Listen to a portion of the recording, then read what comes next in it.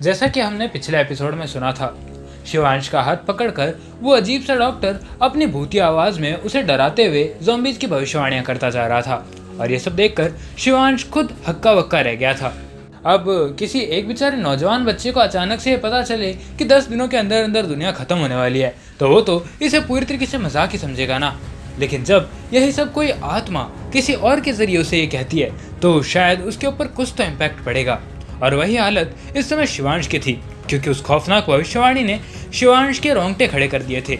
वहीं दूसरी ओर धीरे धीरे वो काली आंखों वाला डरावना सा डॉक्टर फिर से नॉर्मल रूप में आ जाता है और वो शिवांश का हाथ छोड़ते हुए कहता है, अरे यार, मैं तो जा रहा था यहाँ से, मैं वापस कैसे आ गया? और शिवांश, तुम फिर से खड़े हो गए? सो जाओ आराम से, अभी तुम्हारे लेटने का टाइम है। और इतना कहकर वो डॉक्टर उस शिवांश और उसके भाई को आराम से लेटाता है और फिर वहाँ से चला जाता है। उस डॉक्टर का चेहरा देखकर ऐसा लग रहा था मानो उसे जरा सा भी अंदाजा ना हो कि उसने अभी अभी क्या किया है, लेकिन सचमुच उसे ऐसा कोई भी अंदाजा नहीं था। और वहीं शिवांश और विशु की आंखें डर और सदमे के मारे फटी पड़ी थी। और डॉक्टर के जाते ही विशु धीरे से शिवांश की बाजू पकड़ते हुए कहता है, भैया, क्या आपको भी ऐसा लगा कि वो डॉक्टर एक पल के लिए डॉक्टर नहीं था, बल्कि उसी छोटे बच्चे की तरह जो हमें उस दिन अनाथालय के बाहर मिला था, उसकी तरह था? मतलब हाँ, ये कुछ अलग था। उस बच्चे ने हम पर हमला किया था, पर डॉक्टर ने हम पर हमला नहीं किया। बट फिर भी ये दोनों ही चीज़ें एक जैसी क्यों लग रही है मुझे? और क्या उसने जो कहा वो सचमुच होने वाला है? शिवांश भी काफ़ी सहमा हुआ था, लेकिन फिर भी वो अपने भाई का हौसला बढ़ाते हुए कहता है, अरे नहीं नहीं, असल में मुझे लगता है डॉक्टर हमारी ये नाजुक हालत देखकर हमारे साथ ज़रूर कोई भद्दा मजाक कर रहे होंगे। शायद हमको बच्चा समझ के हमारे साथ ऐसा किया है, क्योंकि ऐसा कुछ सच में थोड़ी ना होता है। यह बात सुनते ही विशु सहमते हुए कहता है, लेकिन भैया, वो बच्चा भी तो अचानक बदल गया था ना, मतलब एकदम से राक्षस बन गया था वो। और अब विशु के इस सवाल का जवाब तो शिवांश के पास भी नहीं था और इसी वजह से वो चुप बैठ जाता है। उसे खुद समझ नहीं आ रहा था कि उसके साथ आखिर ये सब हो क्या रहा है। कुछ देर बाद शिवांश और विशु लगभग ठीक होकर यहाँ से बाहर निकलने लगते हैं और अभी वो वहाँ से बाहर निकले ही थे कि तभी शिवांश जाने से पहले हॉस्पिटल की आखिरी घड़ी के अंदर 3:45 का टाइम देखता है और ये देखकर उसे कुछ अजीब सी फीलिंग आने लगती है। लेकिन फिर भी वो दोनों भाई उस हॉस्पिटल से एग्जिट ले लेते हैं। शिवांश को अपने अनाथालय और इस हॉस्पिटल के बीच की दूरी पैदल पैदल ही तय करनी थी, जो कि काफी दूर थी। और अभी शिवांश और विशु आधे रास्ते तक ही पहुंचे थे कि तभी तेज से आसपास काले बादल छाने लगते हैं। और शायद इतना ही काफी नहीं था कि तेज से वहां पर सूरज की रोशनी गायब हो जाती है, बिल्कुल ऐसे जैसे अंधेरे से भरी रात में किसी ने 100 वाट का इकलौता जलता बल्ब भी बुझा दिया हो। और इन्हीं काले बादलों से घुटन महसूस करता शिवांश सीधा सूरज की ओर देखने लगता है। इस समय पूरे शहर में खामोशी छा गई थी और एक अंधेरे से भरा काला धब्बा धीरे धीरे सूरज पर बढ़ता ही जा रहा था। आसमान में गहरे बादल ना होने के बावजूद ये एक डरावनी और खौफनाक घटना थी, क्योंकि यह ग्रहण पूरा का पूरा किसी मैजिक की तरह था। ना कोई खगोलीय परिघटना, ना उसकी भविष्यवाणी, ये बस अचानक सिर्फ हो गया था। साइंटिस्ट के कंप्यूटर्स भी पागलों की तरह दौड़ रहे थे, उन्हें भी समझ नहीं आ रहा था कि ये क्या हो रहा है। कुछ लोग नीचे खड़े इस अनोखे सूर्य ग्रहण की तेज से तस्वीरें खींचते जा रहे थे, कुछ वीडियो बना रहे थे और देखने से ऐसा लग रहा था मानो कोई राक्षस सीधा उस सूरज को निगलने आया हो। तेज से दिन की रोशनी गायब हो रही थी और इसी के साथ वो ग्रहण भी पूरा हो जाता है और देखते देखते कुछ मिनटों बाद वो ग्रहण गायब भी हो जाता है। अभी सूरज की रोशनी तो वापस आ गई थी, लेकिन दो चेहरे जिनकी रोशनी और हवाइयाँ दोनों उड़ चुकी थी, वो थे शिवांश और विशु के चेहरे। उन्हें पता था कि ये सब क्या हो रहा है और आगे क्या होने वाला है, क्योंकि पहले ही उस अजीब सी आत्मा ने उन्हें ये सब बता दिया था। विशु, विशु, टाइम देख। इतना कहते हुए शिवांश विशु को उसकी घड़ी की ओर इशारा करता है और इतना सुनते ही विशु सीधा उस घड़ी को देखता है और वहीं जमकर खड़ा रह जाता है। भैया, 4 बजे फिक्स। और इतना सुनते ही शिवांश और विशु तेज से सीधा अनाथालय की ओर भागने लगते हैं। अभी वो दोनों अपने घर की गली में पहुंचे ही थे कि सामने से आती एक बुढ़िया तेज से शिवांश से टकरा जाती है। सॉरी आंटी, आपको लग गई होगी ना, सॉरी, मैं अभी जल्दी में था, मुझे ध्यान नहीं रहा। और इतना कहते हुए शिवांश आगे बढ़ते हुए वहां से जाने लगता है, लेकिन इससे पहले कि शिवांश एक भी कदम आगे बढ़ा पाता, सेकंडों की स्पीड से उस बुढ़िया का चेहरा पीला होता है और उसकी पूरी आंखें काली हो जाती है। यह सब बिल्कुल वैसा ही था जैसा कि उस डॉक्टर के साथ उस हॉस्पिटल में हुआ था। और वहां पर एक भारी आवाज गूंजने लगती है। शिवांश, मैंने कहा था ना, 4 बजे सूर्य ग्रहण। लो, तुम्हारे सामने है तुम्हारा प्रूफ। तो अब तुम्हें मेरी बात पर भरोसा करना होगा। आज से ठीक 10 दिन बाद इस दुनिया का अंत हो जाएगा। इंसान जिंदा लाश बन जाएंगे, सबके सब ज़ॉम्बीज बन जाएंगे। इस बार शिवांश और विशु उस चीज के लिए पूरी तरीके से अलर्ट थे और वो तुरंत समझ गए कि डॉक्टर की तरह इस बूढ़ी औरत के शरीर पर भी किसी और आत्मा या किसी शक्ति का कब्जा है। लेकिन इस बार शिवांश बिल्कुल निडर होकर उस आदमी का सामना करते हुए कहता है, ओ बूढ़ी अम्मा, कहीं ऐसा तो नहीं कि तू उस डॉक्टर के साथ मिली हुई है? मुझे नहीं पता कि तुम लोग हो कौन और मेरे से चाहते क्या हो। आखिर कुछ बताओगी भी? चाहती नहीं, चाहता हूँ। सच कहूँ तो मैं यहाँ पर तुम्हें तुम्हारी जिंदगी का एक मकसद, एक सच बताने आया हूँ शिवांश। तुम असल में एक खास मकसद के लिए चुने गए हो। तुम्हारा जन्म ही उसी नक्षत्र में हुआ है जहाँ पर वो मकसद बनता है। ऊपर वाले की देन। भले ही 10 दिनों बाद इस दुनिया के सभी इंसान साधारण से ज्यादा असाधारण बन जाएंगे, लेकिन तुम्हें 3 खास मिशन पूरे करने ही होंगे। हर मिशन तुम्हें पूरा करने पर तुम्हें एक इनाम मिलेगा और ये इनाम ही तुम्हें आगे जाकर जिंदा रहने में मदद करेगा। मिशन का नाम सुनते ही शिवांश की भौहें सर तक चढ़ जाती है और वो पूछते हुए कहता है, मिशन? कैसे मिशंस? चलो, तुम्हें तुम्हारे मिशन बताने का टाइम आ ही गया। तुम्हारा पहला मिशन होगा शहर के सबसे बड़े ज्वेलरी शोरूम को लूटना। यहाँ पर तुम्हें एक ज्वेलरीज चुरानी है, एक भी बचनी नहीं चाहिए। तो तुम्हारा दूसरा मिशन होगा बैंक की कैश वैन को चुराना। हाँ, वो पैसों से भरी होनी चाहिए और हाँ, वो वैन काफ़ी सिक्योर होती है, इसीलिए उसे बहुत ही ध्यान से चुराना। उसके ऊपर डैमेज या फिर एक रैश तक नहीं आना चाहिए। और तुम्हारा तीसरा मिशन होगा उन 10 लोगों का मर्डर जिन्होंने तुम्हें इस दुनिया में सबसे ज्यादा तकलीफ दी है, जिन्होंने अपना काम निकलवाने के लिए तुम्हारे जीवन को बद से बदतर कर दिया हो। जैसे ही तुम ये तीनों मिशन पूरे करोगे, तुम मुझे याद कर सकते हो और इसी के साथ तुम्हारा इनाम तुम्हारे हाथों में होगा और साथ ही तुम बन जाओगे इस ब्रह्मांड के सबसे शक्तिशाली, एक ऐसे योद्धा जो ब्रह्मांड के साथ कम्युनिकेट कर सकता है, ब्रह्मांड के सभी नियमों को पलट कर रख सकता है। इतनी सारी बातें बोलकर वो औरत अचानक से चुप होकर रह जाती है। शिवांश और विशु हैरानी से आंखें फाड़े एक दूसरे को देखते जा रहे थे, लेकिन अगले ही पल वो उस बूढ़ी औरत को देखते हैं और दोनों एक दूसरे की ओर फिर से देखकर जोर जोर से ठहाके मारकर हंसने लगते हैं। ओह भाई, क्या मजाक है यार। ज्वेलरी शॉप को लूटूं, कैश वैन चुराऊं और 10 लोगों का मर्डर, और इसके बदले मुझे क्या मिलेगा? Super powers. आंटी जी, आखिर कौन सी फिल्म देख कर आई हो? कहीं मॉर्टिन के सस्ते नशे तो नहीं कर लिए? अच्छा, तो तुम्हें अभी भी ये सब मजाक लग रहा है। कोई बात नहीं, मैं तो वैसे भी एक भ्रम हूँ, आंखों का सिर्फ एक छलावा। लेकिन जो मैं कह रहा हूँ वो कोई मजाक नहीं, तुम्हारी नियति है। और अब भी अगर तुम्हारी डेस्टिनी भी तुम्हें मजाक लग रही है तो बताओ, आश्रम में मिला वो बच्चा अचानक ज़ॉम्बी कैसे बना?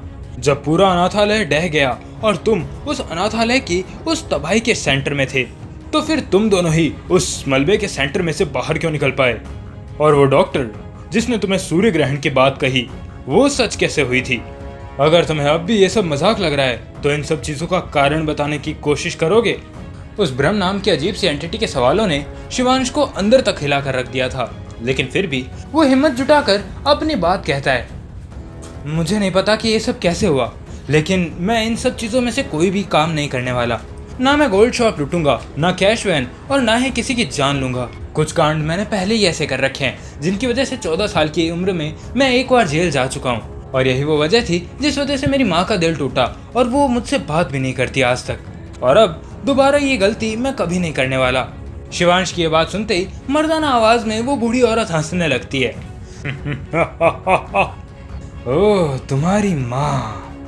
सच कहूँ तो अगर तुमने अपने मिशंस पूरे नहीं किए तो अंजाम इससे भी डरावना हो सकता है। मेरे प्यारे शिवांश, तुम दोनों की जान तो जाएगी ही, साथ में किसी और की भी जान जाएगी। जानते हो किसकी? गंगा की। लेकिन ब्रह्म की सी डरावनी आवाज में अपनी माँ का नाम सुनते ही शिवांश और विशु के होश उड़ जाते हैं। अम्मा! वो दोनों ही खुद को चिल्लाने से रोक नहीं पाते। वहीं वो ब्रह्म फिर से बोलने लगता है, तुम्हारी माँ गंगा, अब उसकी जान तुम्हारे हाथों में है। मेरा मिशन पूरा करो वरना अपनी माँ को हमेशा के लिए भूल जाना बच्चों। ये सुनकर पहले तो शिवांश के चेहरे का रंग सफेद पड़ जाता है और फिर उसे बड़ी जोर से गुस्सा आने लगता है। उसकी सबसे बड़ी कमजोरी उसी की माँ थी। वह डरा सहमा विशु बड़ी घबराहट से पूछता है, और मेरा क्या मेरे लिए कोई मिशन नहीं है? मतलब अगर ऐसा तो नहीं कि मैंने कोई मिशन नहीं किया तो अम्मा की जान को खतरा हो? और विशु की आवाज सुनते ही ब्रह्म विशु की ओर देखने लगता है। हाँ, तुमने सही याद दिला दिया विशु। तुम अपने भाई से वैसे तो अलग नहीं हो, लेकिन तुम्हें भी एक मिशन तो जरूर चाहिए। इस शहर के सभी सिगरेट, गुटखा, तंबाकू और शराब के स्टॉक को जमा करके तुम्हें जलाकर राख करना होगा। तुम्हें उनकी राख भी बाकी नहीं छोड़नी, उनके ऊपर भी पानी मलकर उन्हें बेकार करना होगा। यही सब चीजें होगी जो कि उन ज़ॉम्बीज़ को आगे और ताकत दे पाएगी, और इसीलिए तुम्हें इन्हें पहले ही खत्म करना होगा। लगभग 1,00,000 टन, इतना तो इस शहर में तुम्हें मिल ही जाएगा।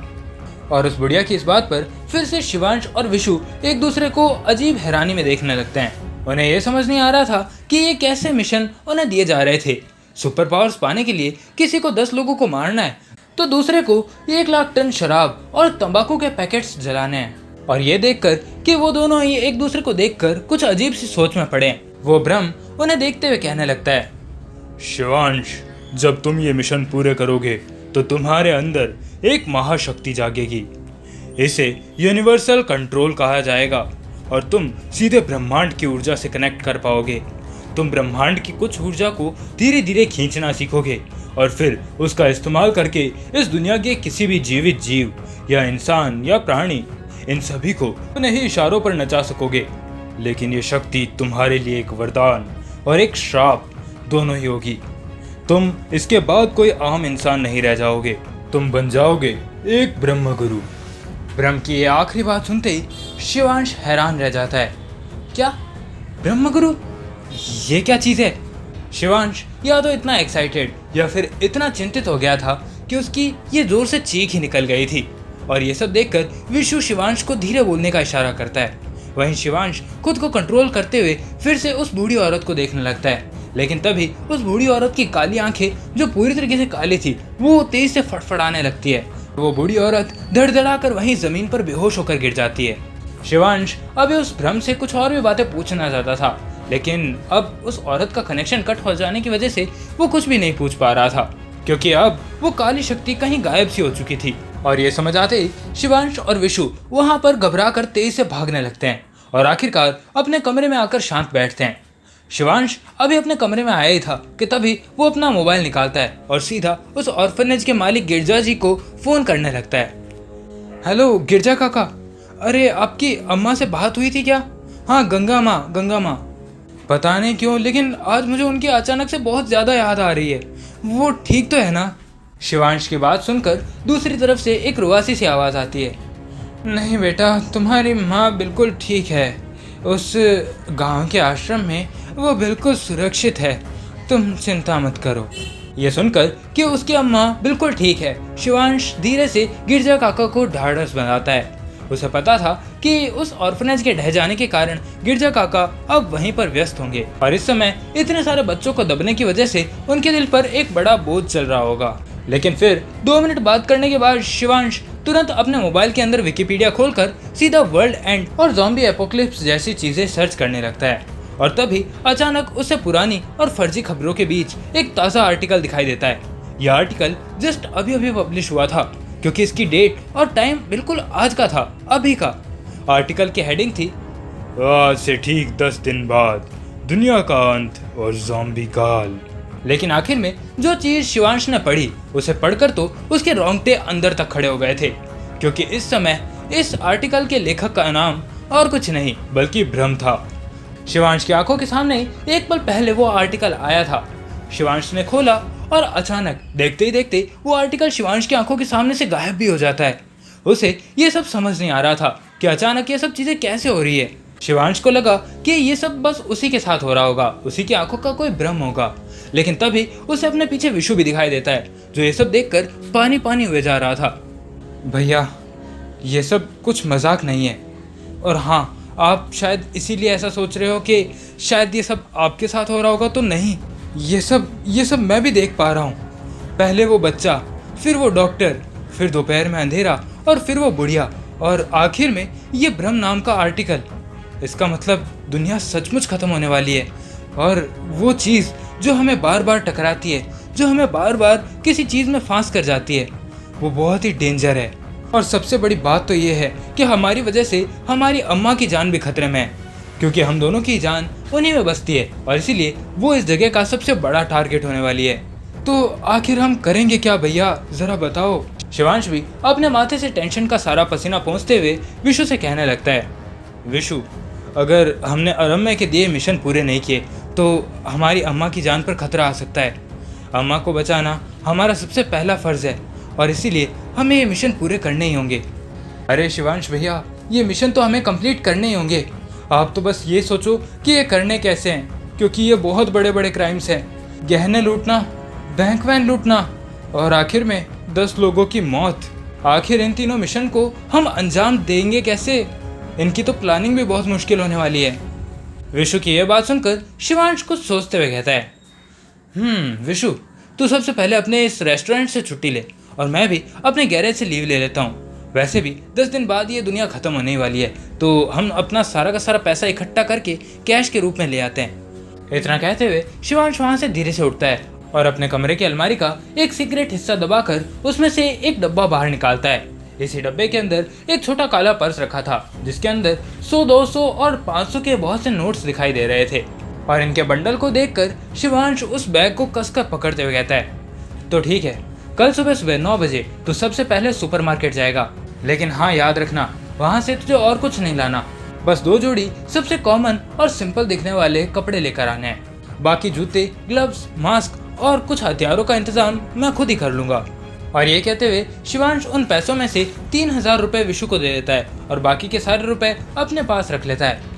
अभी वो ये सब काम कर ही रहा था कि तभी अचानक दीवार पर लगी उसकी माँ की फोटो हल्की से हिलती है, और ये देखकर उसका ध्यान भी उसकी माँ की फोटो की ओर चला जाता है। माँ, मुझे एक भ्रम मिल रहा है। पता नहीं वो भ्रम सच है या सचमुच का भ्रम है, लेकिन वो मुझसे बड़ी अजीब सी बातें कहता है। अगर उसकी बात सच हुई तो मुझे ये ब्रह्म गुरु बनना ही पड़ेगा। लेकिन मुझे अब भी एक बात समझ नहीं आ रही, अगर दुनिया के 99% लोग ज़ॉम्बी बन भी जाएंगे, तो आप उन 1% लोगों में कैसे आ रहे हो जो कि इसके बाद भी जिंदा बचे रहेंगे? और वो ब्रह्म, उसने मुझसे एक अजीब सी बात और कही थी जब वो डॉक्टर बनकर मेरे पास आया था। उसने मेरी कलाई पकड़कर मेरे कान में धीरे से कहा था, तुम्हारी माँ कोई आम इंसान नहीं है बच्चे। अगर दुनिया के 99% लोग ज़ॉम्बी बन भी जाए तो भी तुम्हारी माँ उन्हें बचा सकती है। उसके पास एक ऐसी चीज़ है जो किसी के पास नहीं है, और इसी के लिए तुम्हारी माँ पर सबसे ज़्यादा खतरा होने वाला है। अम्मा, आप ये सब कैसे जानती हैं? क्या सचमुच आप इन सभी इंसानों को बचाने का रास्ता जानती है? क्या सचमुच आप कोई आम इंसान नहीं है?